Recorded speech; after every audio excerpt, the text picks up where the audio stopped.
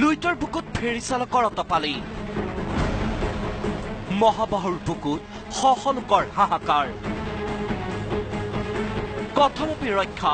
বহু যাত্ৰীৰ জীৱন ব্ৰহ্মপুত্ৰৰ বুকুত এক ভয়ংকৰ দুৰ্ঘটনাৰ পৰা কথমপি ৰক্ষা পৰিল এখন যাত্ৰীবাহী জাহাজ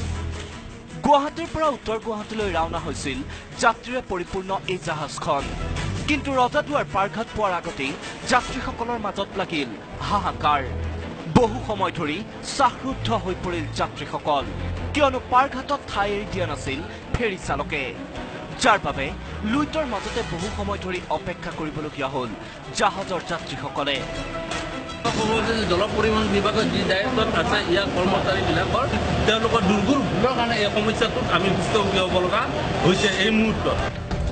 ঘাট এৰি নিদিয়াৰ বাবে ফেৰী চালকৰ ওপৰত অগ্নিশৰ্মা হৈ পৰিল জাহাজৰ চালক তথা কৰ্মকৰ্তা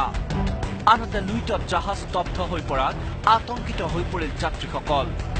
এফালে শংকিত যাত্ৰীৰ হাহাকাৰ আনফালে আকুৰগোজ ফেৰী চালক লুইতৰ বুকুত এই শিহৰণকাৰী দৃশ্য বন্দী হ'ল নিউজ 18ৰ কেমেৰাত গুৱাহাটী আৰু উত্তৰ গুৱাহাটীৰ মাজৰ জলযাত্ৰীৰ দুৰ্দশা আজিৰ নহয় ফেৰী চালকে দৈনিক জ্বলা-কলা খুৱাই আহিছে যাত্ৰীসকলক কিন্তু নীৰৱ প্ৰশাসন তথা বিভাগীয় কৰ্তৃপক্ষ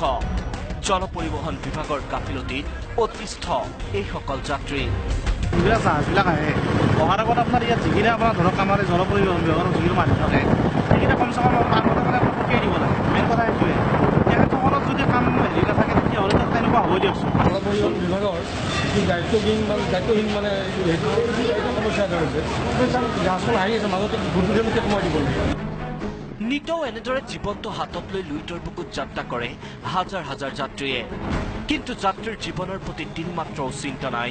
এইসকল ফেৰী চালকৰ এতিয়া প্ৰশ্ন হ'ল এইসকল উদণ্ড ভটভটি চালকক নাকি লগাব কোনে উত্তৰ গুৱাহাটীৰ পৰা Rantu Baishya news 18 Assam north east